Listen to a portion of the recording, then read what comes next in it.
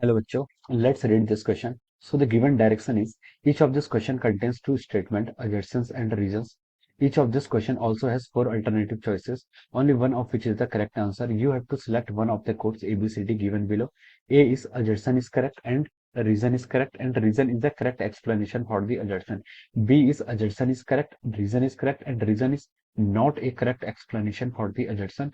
C is assertion भी correct है और reason क्या आपका incorrect है. D is assertion is incorrect and reason is correct. Okay.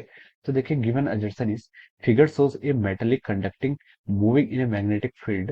The induced EMF across it is equal to zero. The given reason is the induced EMF across the end of the conductor is given by E is equal to BBL sin theta. Okay. तो चलिए बच्चों अब हम इस question के यहाँ पर start करते हैं. तो देखिए बच्चों इस क्वेश्चन का की कॉन्सेप्ट आप क्या लिख सकते हैं. The key concept of this इस क्वेश्चन में हमें क्या बताना है, इंड्यूस ईएमएफ बताना है. और इंड्यूस ईएमएफ आपको तब बताना है जब आपका क्या होता है, आपका जो कंडक्टर है वो क्या कर रहा है, मूव कर रहा है. ओके. तो we can write down the key concept of this question is our motional EMF. Motional EMF यानी कि कंडक्टर के मोशन की वजह से जो आपका ईएमएफ जनरेट होता है उसे हम क्या बोलते हैं, आपका मोशनल ईएमएफ बोलते हैं. ओके. अब देखिए मोशनल ईएमएफ क्या होता है. देखिए मान लीजिए आपका कोई कंडक्टर है, कंडक्टर आपका मान लीजिए ये आपकी कोई रॉड है, ये हमने इंक्लाइंड कर दी. ओके. क्योंकि हमें थीटा बताना है यहाँ पर. Okay. A and B, this is the end of the rod, ये क्या आपकी रॉड के एंड है. ओके. अब देखिए यहाँ पर एक मैग्नेटिक फील्ड एग्जिस्ट करती है, ये मैग्नेटिक फील्ड बी जो आपकी एग्जिस्ट कर रही है into the face, magnetic field आपकी कांस्टेंट है. ओके. ये आपकी जो रॉड है, rod is moving with some velocity V, V velocity से क्या कर रही है, मूव कर रही है. ओके. तो देखिए अब ये रॉड आपकी मान लीजिए टी टाइम पर यहाँ पर है, टी टाइम पर आपकी रॉड यहाँ पर इनिशियली है और कुछ टाइम बाद ये रॉड आपकी देखिए यहाँ पर पहुंच गई. This will be the rod after a few time. कुछ टाइम बाद आपकी ये रॉड क्या आ गई, आपकी टी प्लस डी टी पर आ गई है. ओके. तो देखिए रॉड का टी टाइम से और T plus D T time पर इसने इतना मूव करने पर देखिए इसकी वेलोसिटी इस डायरेक्शन में, इतना मूव करने में इसने क्या किया, कुछ number of magnetic field lines क्या किए, कट की. Number of magnetic field lines cut किए. तो हम बोल सकते हैं कि यहाँ पर आपका ईएमएफ क्या होगा, इंड्यूस होगा.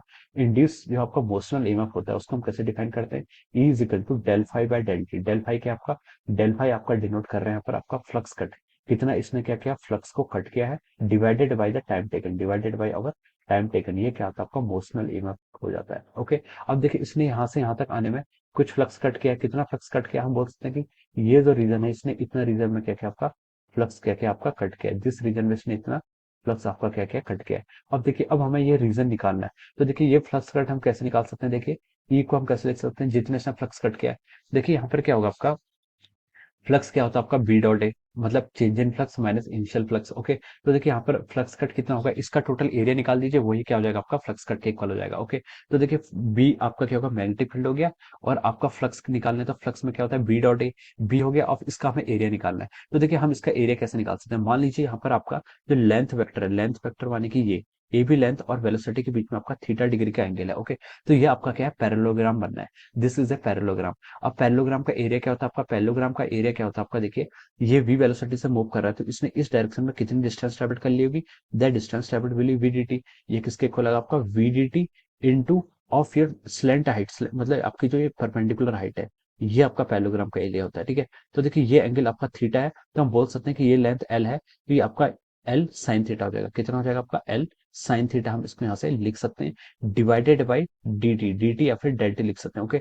डेल्टी क्या आपका टाइम इंटरवल, ये डेल्टी क्या आपका टाइम इंटरवल. ओके. अब देखिए यहाँ से आप क्या लिख सकते हैं, डेल्टी से आपने डेल्टी को कैंसिल कर दिया, इंड्यूस ईएमएफ कितना गया आपका, बीवीएल साइन थीटा. ये क्या गया आपका, बीवीएल साइन थीटा के इक्वल हो जाएगा. ओके. तो ये आपका आप बोल सकते हैं कि this is the motional EMF, ये आपका मोशनल ईएमएफ का आपका क्या गया, मैथमेटिकल फॉर्मूला आ गया. ओके. अब क्वेश्चन पर मूव करते हैं. क्वेश्चन में देखिए अजर्सन क्या गिवन है, अजर्सन गिवन है अगर हम किसी मेटेलिक कंडक्टर को मैग्नेटिक फील्ड में मूव करा रहे हैं तो इंड्यूस ईएमएफ जीरो आ रहा है. तो देखिए इस केस में इंड्यूस ईएमएफ जीरो क्या आ रहा है, देखिए अगर आपकी वेलोसिटी, मैग्नेटिक फील्ड, लेंथ, इन तीनों में से कोई भी दो वेक्टर क्या हो गए, तीनों वेक्टर एक दूसरे के परपेंडिकुलर होने चाहिए. अगर तीनों में से कोई भी दो वेक्टर एक दूसरे के परपेंडिकुलर नहीं है, यानी कि मतलब तीनों वेक्टर्स क्या होते हैं, एक दूसरे के परपेंडिकुलर होने चाहिए, कोई भी एक दूसरे के पैरेलल या एंटी पैरेलल नहीं होना चाहिए. अगर कोई भी एक दूसरे के पैरेलल या एंटी पैरेलल हो गए तो आपका इंड्यूस ईएमएफ क्या हो जाता है, जीरो के इक्वल हो जाएगा.